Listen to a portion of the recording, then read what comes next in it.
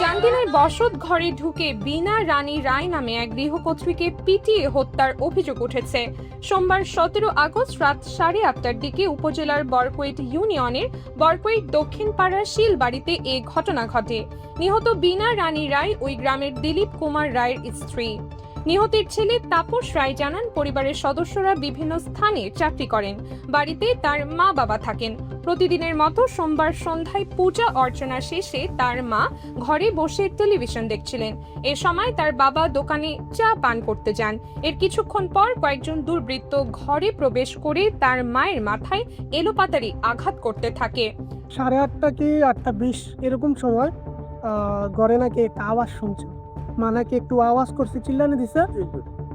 সেটা শুনতে পাচ্ছে আমার এই ঘরের কাকা কাকি কি করছে, বাকি সবারই কল দিয়ে আনছে। তারপর সবাই একসাথে নাকি আসিয়া দেখে ওই দিক দিয়ে মার অবস্থা এই অবস্থা করে রাখছে।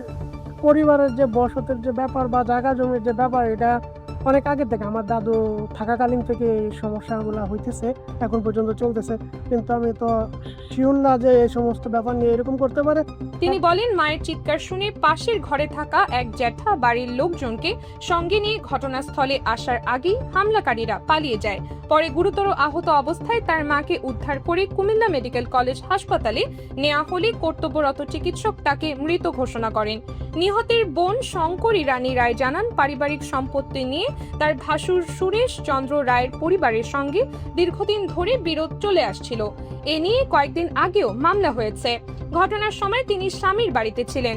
ফোনে খবর পেয়ে ঘটনাস্থলে এসে বোনকে মৃত অবস্থায় দেখতে পান বলে জানান তিনি। অভিযোগের বিষয়ে সুরেশ চন্দ্র রায় বলেন, তাদের সঙ্গে পারিবারিক সম্পত্তি নিয়ে বিরোধ রয়েছে।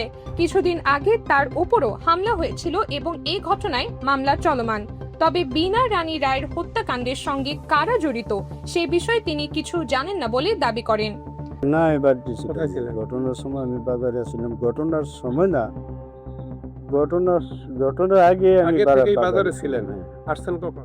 বরকৈট ইউনিয়নের পরিষদের চেয়ারম্যান নূরে আলম জানান, স্থানীয়ভাবে পাওয়া তথ্য অনুযায়ী পূর্ব শত্রুতার জেরে এ হত্যাকাণ্ড ঘটে থাকতে পারে।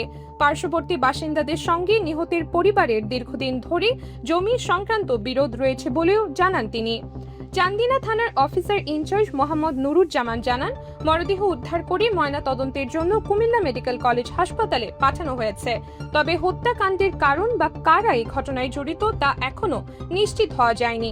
ঘটনার রহস্য উদ্ঘাটন এবং জড়িতদের শনাক্ত করতে পুলিশের একাধিক দল কাজ করছে।